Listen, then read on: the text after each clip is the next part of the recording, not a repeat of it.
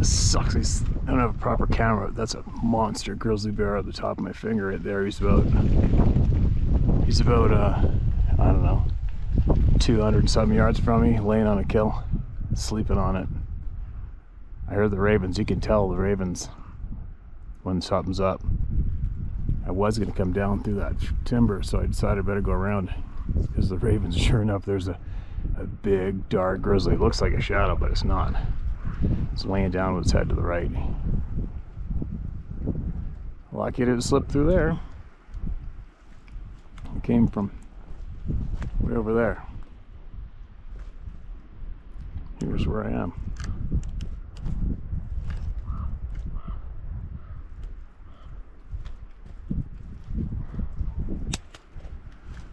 Huh.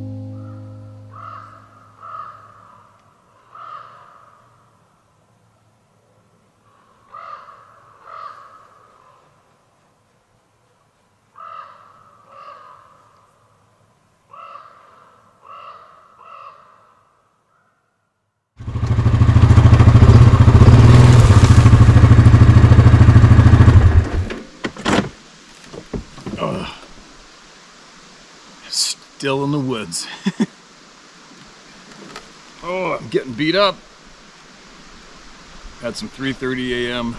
wake ups, usually 4:30, get to bed 9:30. But it's funny, for me, the longer it goes, it's like the more effort, the more time, the more deposit you put down, and you don't want to lose it. It makes me want to make it happen more. I see an elk every single day, and I had to screw up a couple evenings ago. I'll admit it, I missed. I had a bull come out right very last seeing light, and he was in the tall grass. I thought he was about 325 away, and had to react quick. He's looking right at me, and I had a solid rest, and burned one through his hide just on his, over the bullseye. Damn it! Sucks! But anyway, so I went for a long adventure. I drove down the east side of Williston Lake as far as I could go. If you want to Google that up, you'll see the logging roads going up there. I went as far as I could go. I'd never been down there. That was a bit of an adventure, and I cracked open the video camera and taped a bit. And then I went for a hike into this bowl, this cleared off area over a deactivated logging road. And I was going to cut down through the pines, but I heard some ravens. You always listen to the ravens. Always. You can tell. They've got a bit of a cackle to them when they're on a kill.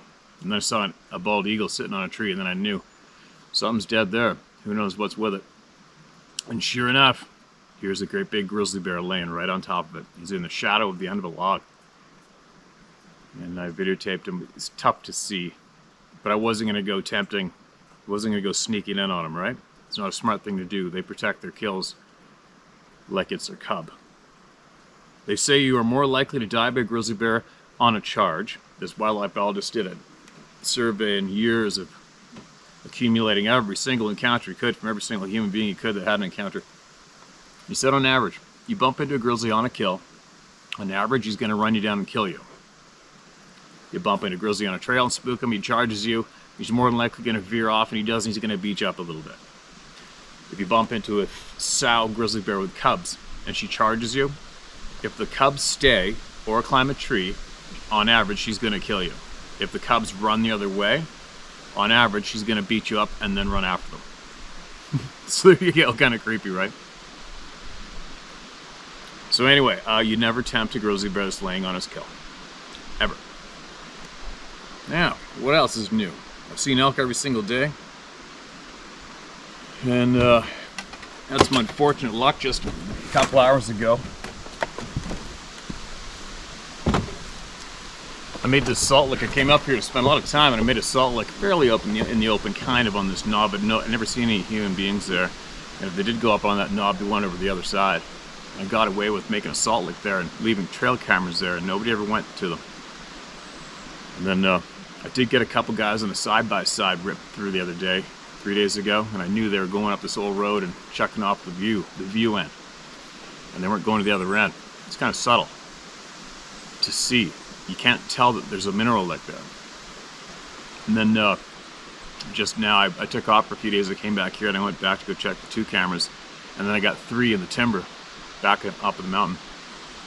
And I noticed a new camp down the old road with a pickup truck and a wall tent. And there's no way they get into where they are unless they have the key from a private property owner way up in the main logging road. So, looking on averages and people's attitudes, I do believe they stole my 2 trail cameras. Pricks, right? And nothing worse than a thief. Especially outdoors people thieving from outdoors people, screwing outdoors people. It's weird, you know. So they always say hunters, anglers, they're their worst enemies. What do you do? I'll admit it, at first my brain goes a little dark. My mind tends to go dark at times when it comes to thieves or bullies or abusive people. And right away I'm like, alright, I'm going to make it so that you're going to be too nervous to leave your camp alone, ever. Right? And you start thinking, how about a spike belt buried in the grass in the quad trail? How about I'll plant another trail camera that explodes when you open it. Yeah, that's what I'll do. Yeah, no, I'm not doing those things, but your initial emotions get a little dark once you realize that these slobs, lazy slobs, which all thieves are lazy slobs, stole my cameras. I mean, you know what? Check the SD cards. Have a look at what's on the SD cards. You know what I mean? I don't put locks on them. I like to think, I always trust people more than I don't. I like to see the good in people more than I don't. I've come across trail cameras. I've never stolen one. You know? Anyway, there you go. But a decent bull come up on top of the hill. I think I know who it is. Finally. Two evenings ago, so I'll go up and set up for him tonight. And then I found a great big wallow and a chewed up creek drinking spot. And I'll go there. It's just a matter of time. I'll make it happen. Yes, I am tired. I am tired. No creepy things have happened. Everything's cool. Put it behind me. And now I'm going to share some emails because that'll get me really grounded. So I just discovered my trail cameras being stolen just a little bit ago. So, I think this is recent. My experiences as a truck driver of 15 years. Stories of lost items and knowledge of the forest people. Alright. Truck drivers, they see a lot too, right? Truck drivers, railroad conductors, railway inspectors, they see a lot. Blessings to you, Steve. Here we go. Take what you will and leave the blah, blah, blah. Your followers know. I've been with you over 3 years. First, I'll summarize the comments I wrote in, quote, Found Your Knife episode, end quote. And then I'll go into what I've experienced and know in this world where our reality is falling apart in ways and being reconstructed in others. The forest people and lost and found objects. 3 months ago, I was speaking to a friend who is a world-renowned psychic from Australia. Solretta Antaria. I was discussing my connection to the forest people, and she shared this story. It was a Zoom session, so I have the story recorded with our conversation. Solretta was sharing a home with a partner. He misplaced his camera and knew where it should be, near or on the couch. She said he was very frustrated, and then looked under the couch, though the camera would not have fit under it logically. Solretta got the message from the forest people that they took the camera, and that they would return it. He had to relax and be patient. It's sounding odd. She told him to relax and it would be returned to him when he was not paying attention.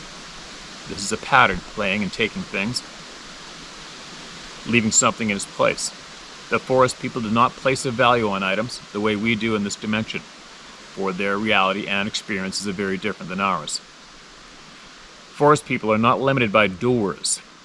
As you know, they sometimes interact in homes with items. I've heard stories where they have left items in locked cars also. Solretta's partner later that day was on the couch relaxing and watching football, and looked down and the camera was on the floor between his feet. It's just sitting there.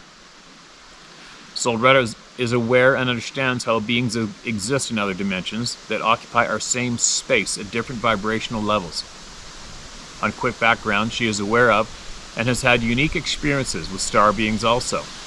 As you know, these stories connect as we all connect as one in our consciousness. How do I describe myself? I'm a female truck driver for the past 15 years. I also am a quantum healing hypnosis practitioner, which is a past life regression and healing modality created by Dolores Cannon. Feel free to look her up. I would say I have a Kundalini awakening that continues and have some abilities that. So my perspective is that we are awakening to our truth of who we are as humans. Better understanding of the forest people is part of this.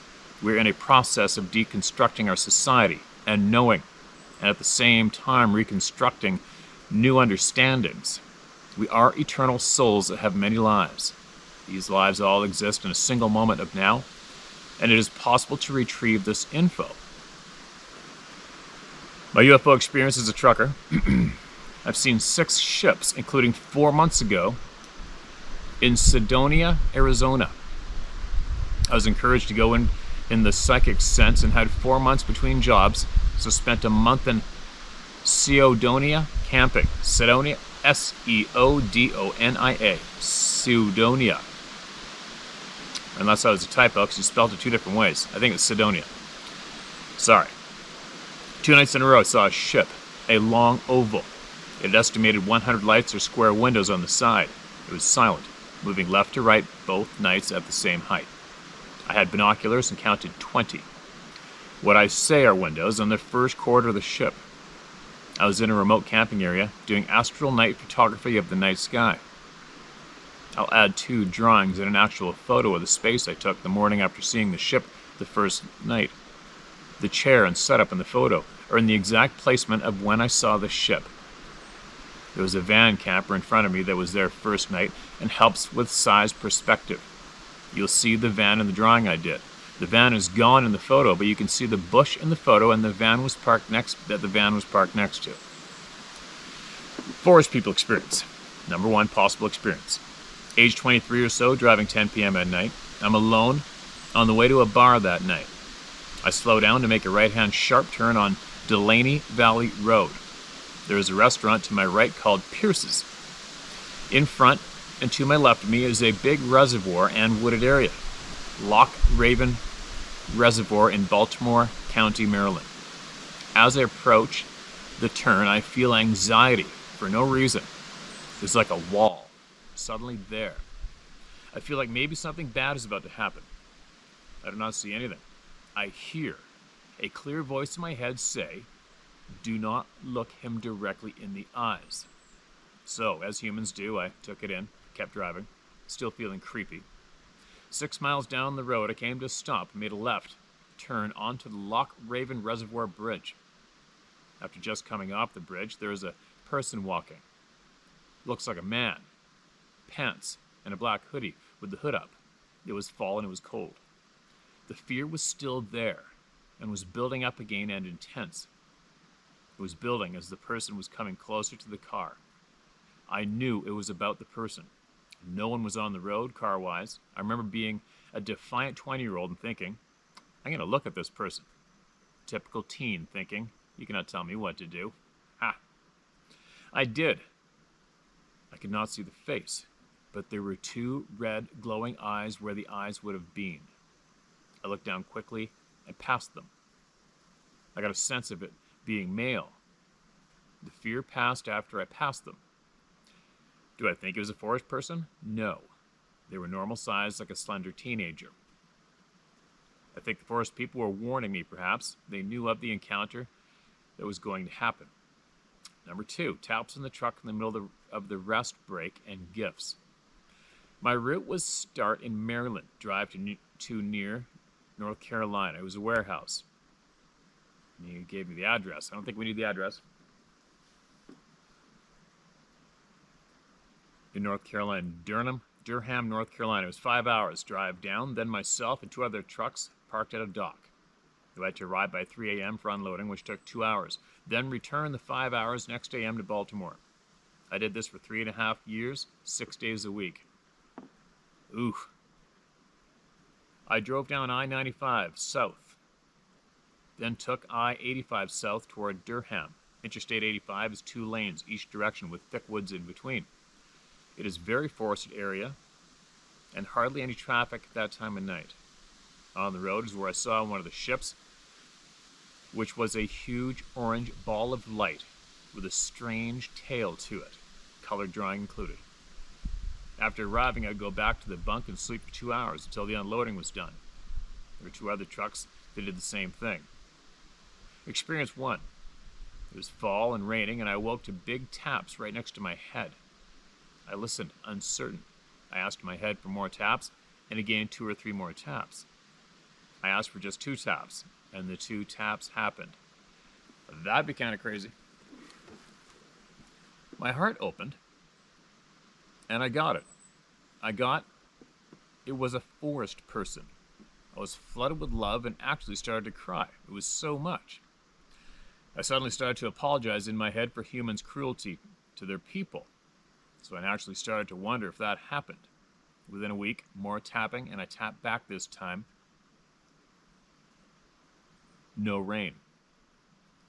More tapping, and I tapped back this time no rain. Experience 2.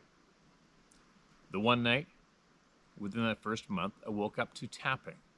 I'm on my right side facing the wall. I get poked between my shoulder blades one time. It was gentle but firm. I felt like a finger as big as a hot dog. My heart started beating rapidly. I said in my mind I could not turn and look, but thanked them for the gentle interactions. Later on in your channel, I heard of indigenous people speaking of this testing that the young ones are given to touch humans as a test of no fear. That's what might happen. I forget the term they called it. Counting coup, is that something similar?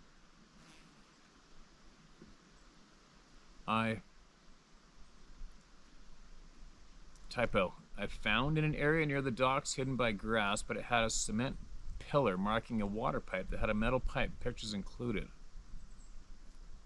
It starts, I food in an area near the docks. I don't know, you might have meant I parked in an area near the docks hidden by grass. The food was gone. What? Okay, you missed out left. I left food in an area near the docks hidden by grass. All right, the food was gone. No signs of it, or if it's disturbed animals.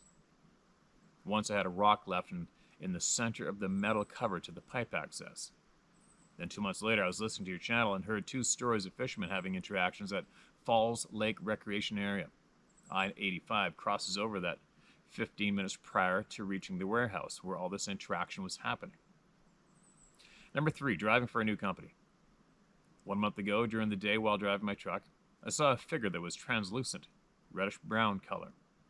I saw a conical head, shoulders, arms held way from its body and 2 legs. It was as if I saw the back because there were no facial features. Grass were covering the bottom part of the legs. It was smaller in height, maybe 6 feet, and slimmer in proportion. Not a huge chest, arms, etc. More later, and here's the pictures. All right. I don't know. I guess I can try to share the pictures this way. I don't have to try to remember doing it. I don't know. Can you guys see that? I don't know if that's even focusing on the camera. There's the drawing, the bush, van, and those are the pictures mentioned in the email.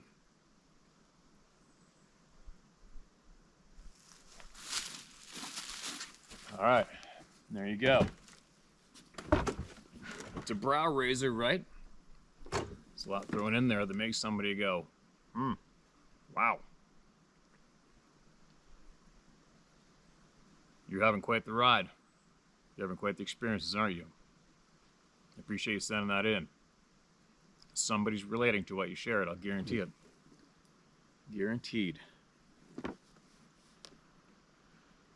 So much going on that makes it's just so tough to wrap your being around, right? So much.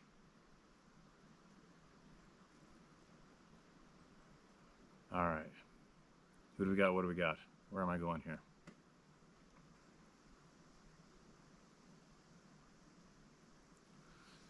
All right. We're going to get a handful of emails that might not be related. I don't know because of my request the other day about my knife. And I got 4 pages of emails, so who knows what's coming. DOP, Disappearing Object Phenomena, or APPORT, A-P-P-O-R-T. I heard your YouTube episode about this phenomena that happened to you with a knife. I wrote the text below in your comment section, but I'm emailing it to you in case you don't read it there. I remember reading a book about the paranormal in the early 80s, and I mentioned that kind of phenomena, now called DOP. It happened to me when I was very young, around 11 or 12. I clearly remember that I had a small blue plastic football player on a bottom shelf across from my bed. I saw that it wasn't there, and in a few minutes it was instantly there again. I didn't get scared, but I knew what had happened. Lots of strange things occurred in that home, some downright scary. We think someone died in that house before we moved in because there were too many things going on that even the greatest skeptic would have to admit were true. Sonny Barger, one of the Hells Angels leaders and the main guy who reorganized them in the late 50s, who passed away a few years ago, said in one of his books that he and others were witness to a handgun reappearing in a closet every time they buried it outside of the apartment they were living in at the time in 1964 or sometime later. He said one of his girlfriends was jealous and depressed because he had gotten into a relationship with another woman. He ignored his girlfriend, and she eventually committed suicide with the same gun in that same room where it was reappearing. He was sure that no one was playing a joke or removing it from the ground or placing it in the closet where it would reappear. End of email. That's creepier than creepy. That's pretty dark. Pretty dark.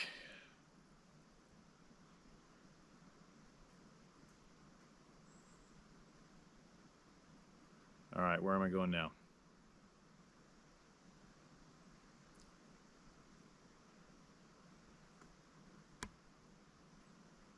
Okay, here's a short one. I also lost a knife that returned. Hi, Steve. You can use my name, Ronald Kleinow. I'm from Northeast Iowa, and I've shared a story with you before, but I don't think you've read it yet. Hold on, I read that one. That's why I marked it with the number 1 beside it, because I needed to look for his other email. Sorry, you guys. Sorry.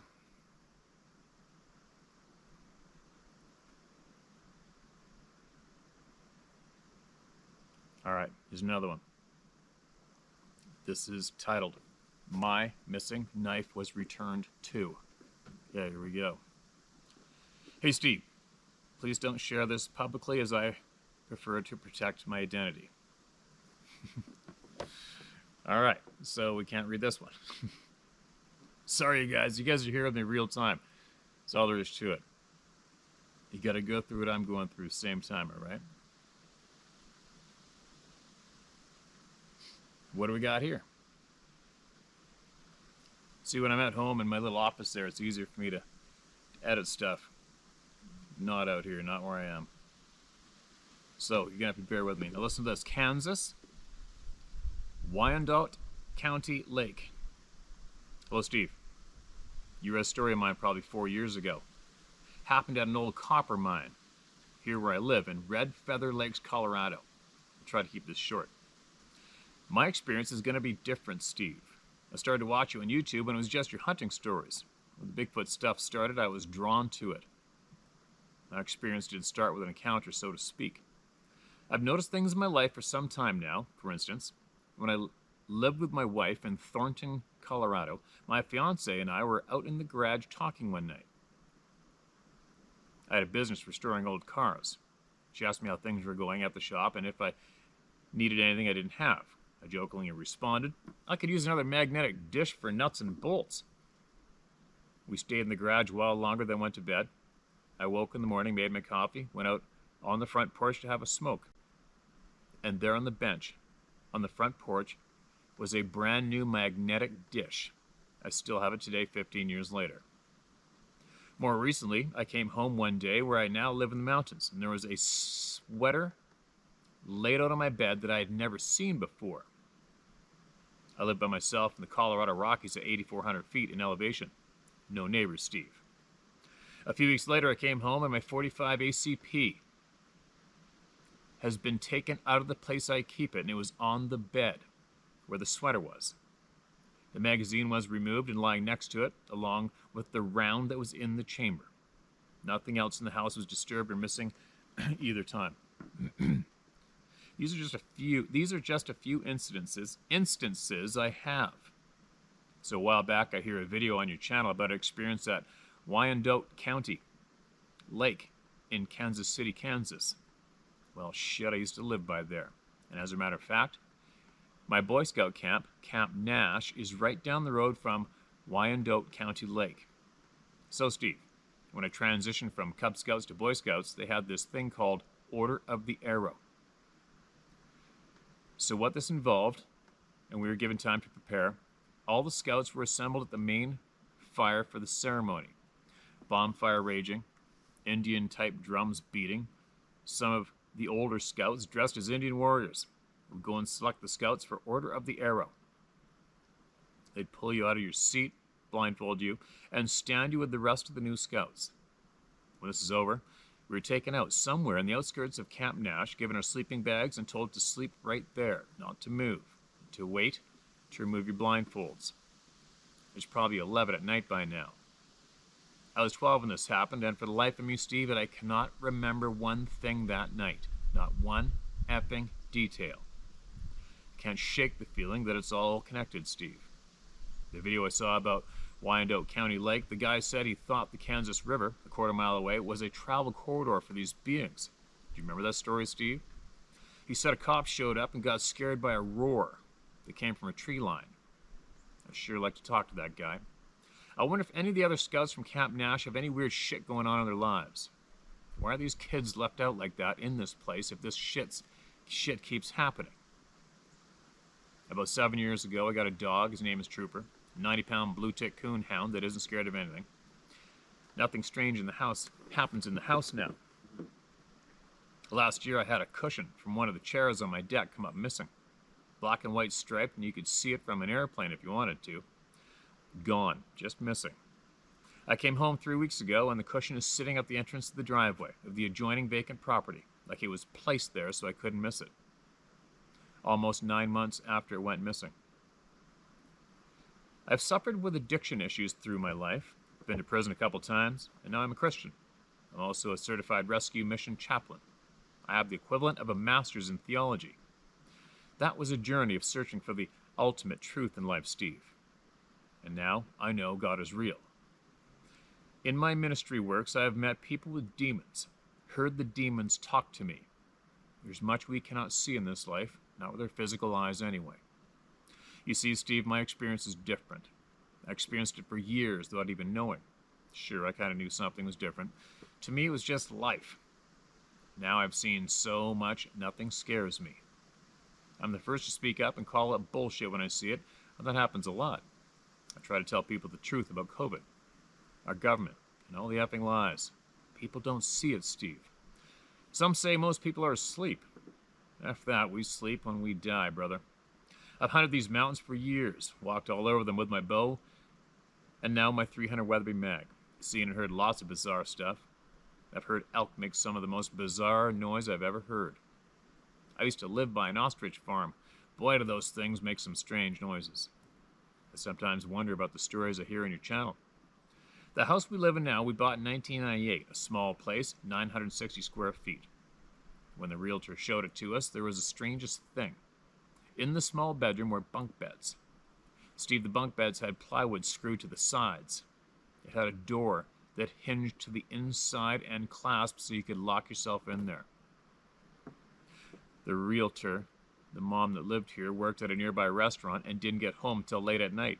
Her little girl, 6 years old at the time, was terrified of, quote, what could only be a bear, end quote. So the mom had her bunk bed fortified. Could you imagine that? A bear my ass. About 100 feet from my deck is an old teepee structure made of broken branches. This is all sounding familiar. This part of your email. You must have sent this before. About 100 feet from my deck is an old teepee structure made of broken branches. Last year, noticed a small tree next to the structure, about 7 feet tall. Large pole. Something had taken the very top off the tree, bent it over, and wedged it into a branch on another tree about 5 feet away so it blocks the entrance to the teepee structure. So I put up a game camera on the structure. I come back to check the camera. 62 images that were complete whiteout. You could make out any detail. One more and I'll go. About 7 years ago, I took off from work from archery season to 4th Rifled to just go hunt and be in the woods. Un-effing believable time, Steve. Out for 4 full moons. Best experience of my life. I didn't want to stop. So I bombed into this place called Bull Mountain, and specifically Laramie Overlook. On my old Chevy, the 2-track is so overgrown the branches are scraping both sides of the truck. I get to the end about an hour before dark and set up camp, get a fire going. Beautiful, it's just beautiful. I can hear elk bugling, I can see lights from Laramie, Wyoming in the distance. Now it's dark, and all of a sudden this overwhelming wave of fear. What do? I throw more wood on the fire and put on some water for coffee. Fear is still, but now more intense. Sitting there drinking my coffee, and something starts throwing shit. So I yell at the forest, F you, I ain't leaving, and go lay down in my Chevy. I lock the doors and sleep with my 45 on my chest. I camped there 3 more nights, no issues. Haven't been back there though. We are not alone in this world, Steve. That is for sure. Endo email. No, we're not. That's 110% for sure. We are not alone. Thanks for sending it in, man. Thanks for sending it in. Cracking open a lot of weird stuff today, aren't we? I shouldn't say weird, just stuff that we don't understand.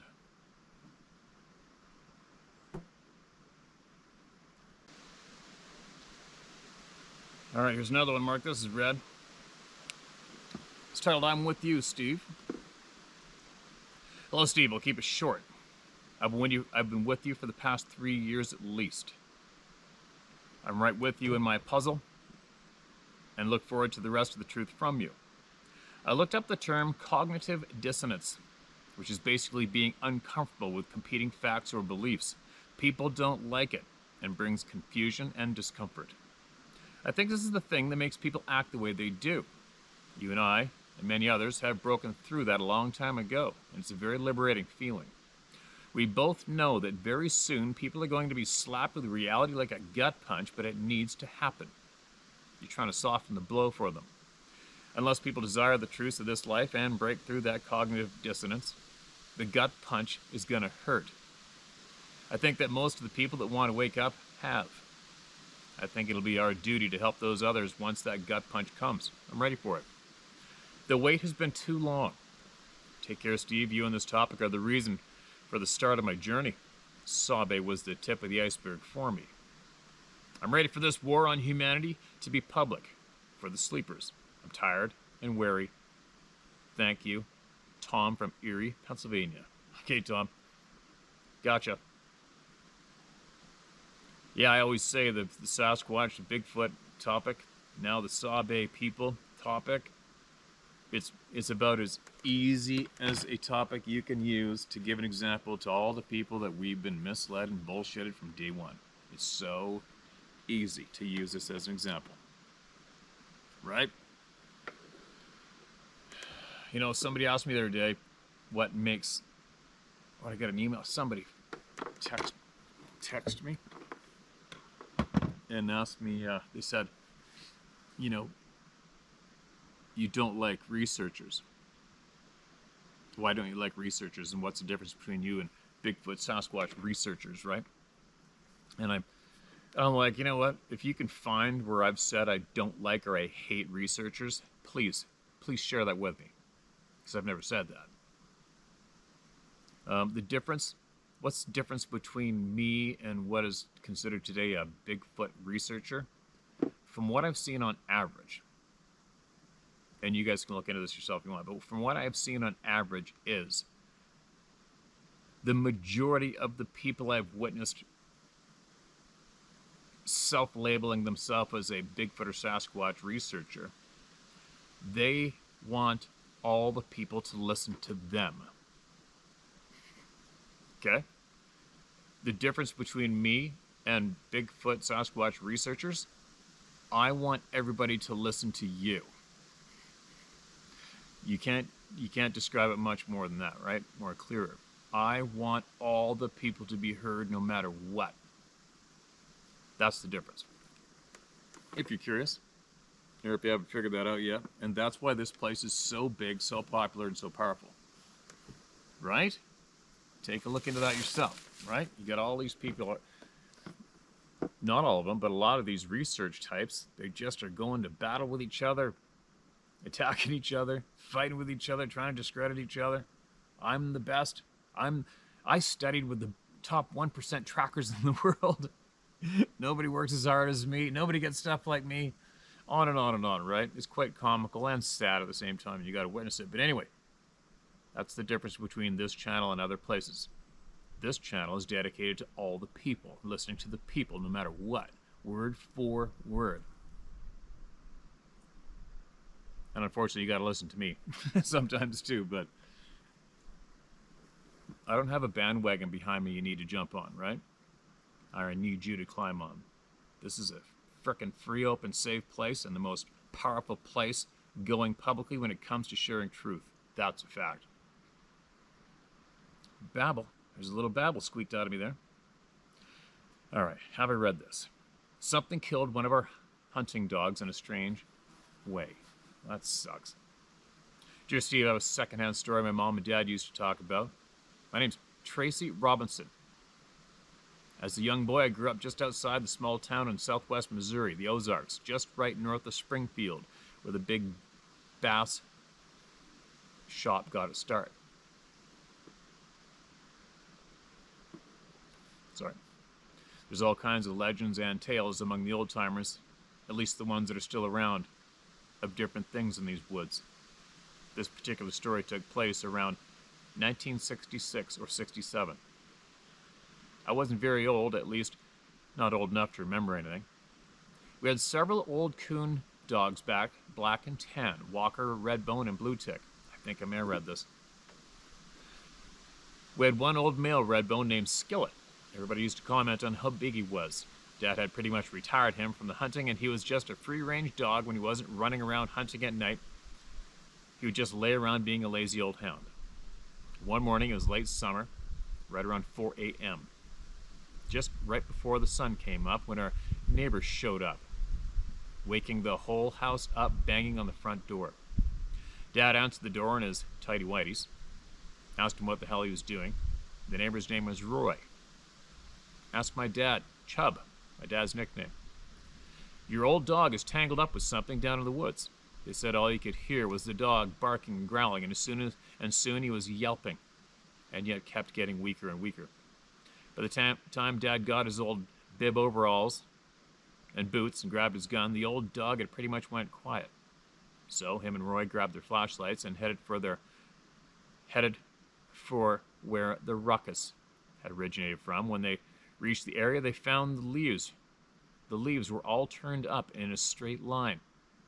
Down in a holler at the end laid the old red-bone hound. Now this is where it gets a little strange.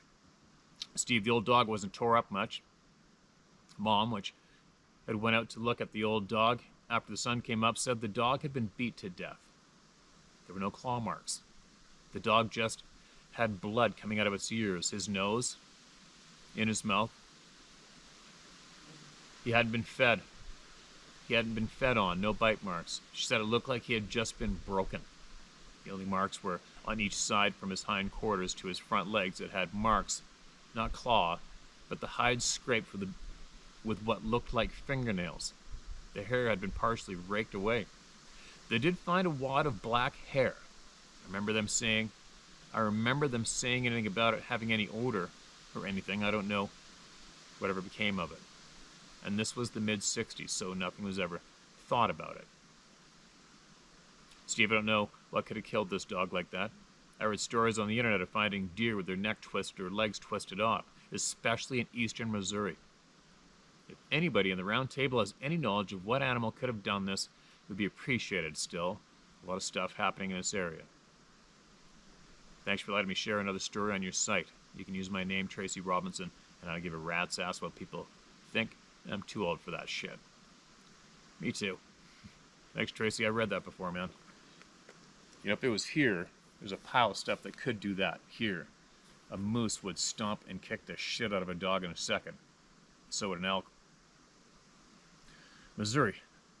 Hunter, Missouri. I think there's just whitetail, and big whitetail, turkeys.